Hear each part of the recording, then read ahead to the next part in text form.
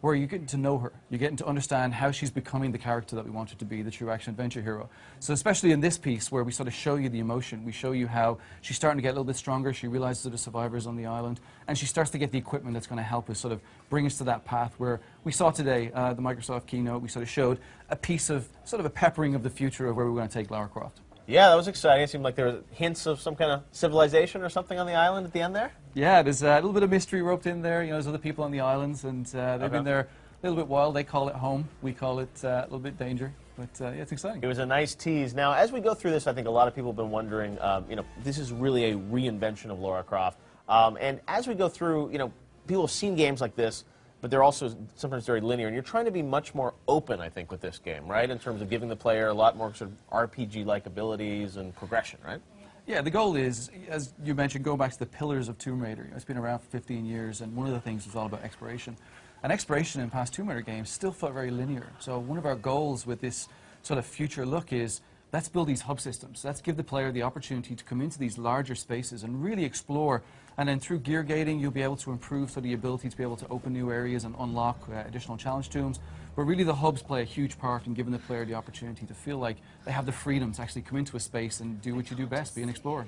Wow. Now, you put out a trailer with us last week that people were hyped up. Pretty epic sequence with Lara at this crossroads, as you call it. Yeah. And we've heard her voice now for the first time, right, in the demo this morning, last week. So there's a new voice for Lara? Yeah, there's a new voice for Lara. We're excited to announce that voice. It'll be coming very soon, I think in a few weeks. So she's been working hard. She actually finished off some of our last cues about 2 weeks ago. So even she's eager. I know the fans are out there hitting up many different people on Twitter. Trying to guess who it is. I think one or two may have guessed it, but we'll see. We're looking forward to announcing her. Doing a voice analysis of the trailer. Your fans are very rabid. Now, let's talk a little bit about her sort of weaponry and the way she's working, because you know, we saw obviously guns in the E3 demo earlier, but she's starting off with, it literally seems like a bow and arrow, right? Yeah, she actually starts off literally with nothing, and we start to give you sort of the tools and the abilities to help you understand the world. So if you remember last year, we gave you the understanding of fire, where there was burnable objects to be able to escape from that area.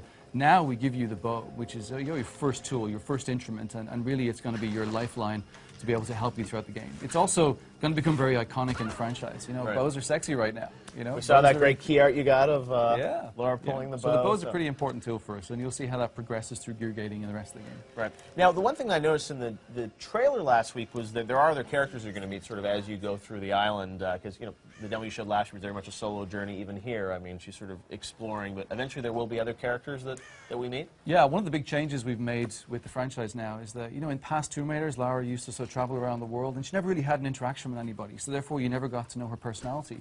Now we bring her into this sort of one location, the island, and thrust a lot of other survivors in. You have to have dynamic with them. And as a result, you get to see the different personalities Lara has. You get to see a side to her which you've never seen before, which just brings you closer to the character.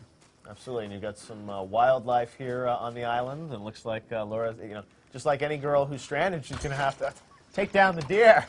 Deer kill, only on Spike. All right. Does she get them? She does eventually, but this is her first time with a bow and arrow, so therefore take it's a little bit uncomfortable for her. There you go, finally, deer kill, live on Spike. All right, Carl. Well, it looks amazing. Brand new Tomb Raider, and you've announced the date. You announced it last week with us, March 5th of 2013. Yeah, we're very excited. It's going to be on Xbox, PlayStation 3, and PC. Yeah, we're excited to see more of Tomb Raider. All right, well, thank you very much, Carl, for the sneak peek at Tomb Raider. You showed a lot. Trailer last week, demo this morning, demo now, and I'm sure we'll see lots more later this year. All right, well, the EA Games Showcase is ticking near, and here's Daniel Kaiser with a report from inside the Orpheum Theater. Daniel? Oh, dear, that game looks absolutely amazing. Thanks, Jeff. We have consumer analyst Michael Pachter embedded inside EA Games. Michael, are you on the phone with us? How are things shaping up over there at EA? Well, Daniel, aside from being crazy loud, it's really quite a personality sighting.